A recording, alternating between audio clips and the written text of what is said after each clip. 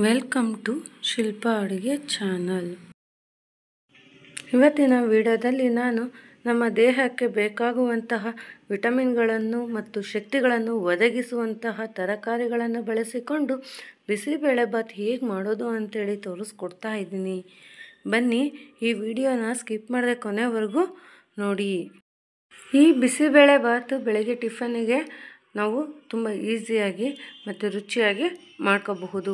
ಈ ಬಿಸಿಬೇಳೆಬಾತ್ ಇದರಲ್ಲಿ ತರಕಾರಿಗಳನ್ನು ಒಳಗೊಂಡಿರೋದ್ರಿಂದ ನಮ್ಮ ದೇಹಕ್ಕೆ ಸಿಗೋ ವಿಟಮಿನ್ಗಳು ಸಿಗುತ್ತೆ. ಹಾಗೆಯೇ ಇದನ್ನು ಮಕ್ಕಳ ಲಂಚ್ ಬಾಕ್ಸಿಗೂ ಸಹ ಮಾಡ್ತಾ ಹೋಗ್ಬೋದು.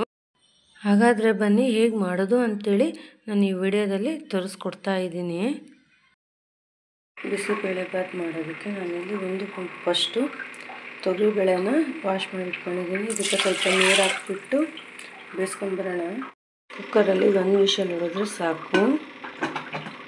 ಬೇಳೆ ಬೇಯಕ್ಕೆ ಇಟ್ಟಿದ್ದೀವಲ್ವ, ಈಗ ತರಕಾರಿ ಹಚ್ಕೊಂಡ್ಬರೋಣ. ಬೇಳೆ ಬೇಯಕ್ಕೆ ಇಟ್ಟಿದ್ವಲ್ಲ, ಬೆಂದಾಗಿದೆ. ಅದೇ ರೀತಿಯಾಗಿ ನಾನಿಲ್ಲಿ ತರಕಾರಿಗಳನ್ನು ತೊಗೊಂಡಿದ್ದೀನಿ. ಕ್ಯಾರೆಟು, ಬೀನ್ಸು, ಆಲೂಗಡ್ಡೆ, ಈರುಳ್ಳಿ, ಟೊಮೊಟೊ, ಕರಿಬೇವನ್ನು ತೊಗೊಂಡಿದ್ದೀನಿ. ಮತ್ತು ಖಾರಕ್ಕೆ ಒಣಮೆಣಸಿನ್ಕಾಯಿ, ಈರುಳ್ಳಿ, ಬೆಳ್ಳುಳ್ಳಿ, ಕೊತ್ತಂಬರಿ, ಹುಣಸೆಹಣ್ಣು, ಚಕ್ಕೆ, ಏಲಕ್ಕಿ, ಲವಂಗ ಇಷ್ಟು ಐಟಮ್ನ ತೊಗೊಂಡಿದ್ದೀನಿ. ಜೊತೆಗೆ ಕೊಬ್ಬರಿನೂ ಹಾಕೋಬೇಕು. ಈಗ ಇದಿಷ್ಟನ್ನು ಮಿಕ್ಸಿಗೆ ಹಾಕೊಂಬರೋಣ. ನೋಡಿ, ನೈಸಾಗಿ ಗ್ರೈಂಡ್ ಆಗಿದೆ. ನಾನು ಕುಕ್ಕರಲ್ಲಿ ಎಣ್ಣೆ ಕಾಯಕ್ಕೆ ಇಟ್ಟಿದ್ದೀನಿ. ಎಣ್ಣೆ ಕಾದ್ಮೇಲೆ ಸ್ವಲ್ಪ ಸಾಸಿವೆ, ಸ್ವಲ್ಪ ಜೀರಿಗೆ,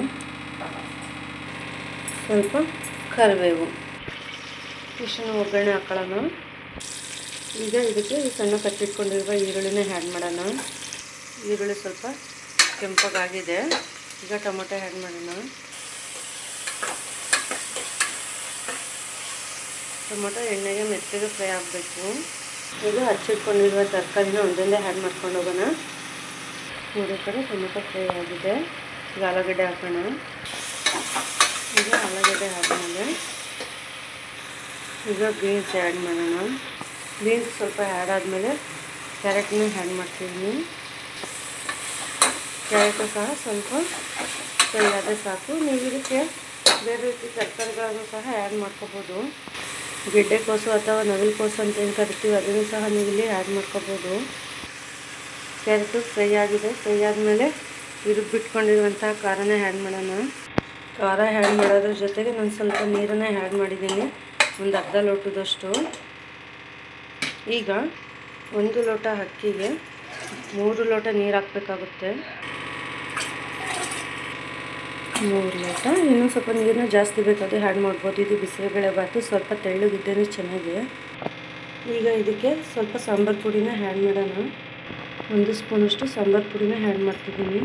ಹಾಗೆ MTRದು 1 ಪ್ಯಾಕೆಟು ಬಿಸಿಬೇಳೆಬಾತ್ ಪೌಡರ್ನ ಆ್ಯಡ್ ಮಾಡ್ತೀನಿ.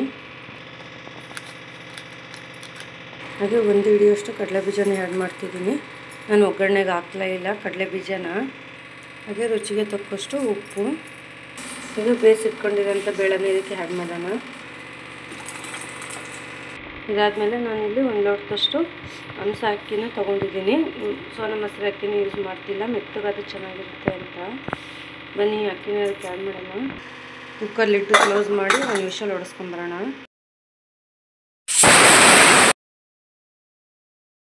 ಒಂದೇ ವಿಷಲ್ ಸಾಕು. ವಿಷಲ್ ಬಂದಾಗಿದೆ. ಇದನ್ನ ಗಾಳಿ ಹೋಗೋದಕ್ಕೆ ಬಿಡೋಣ. ಗಾಳಿ ಹೋಗಿದೆ, ತೆಗಿಯೋಣ.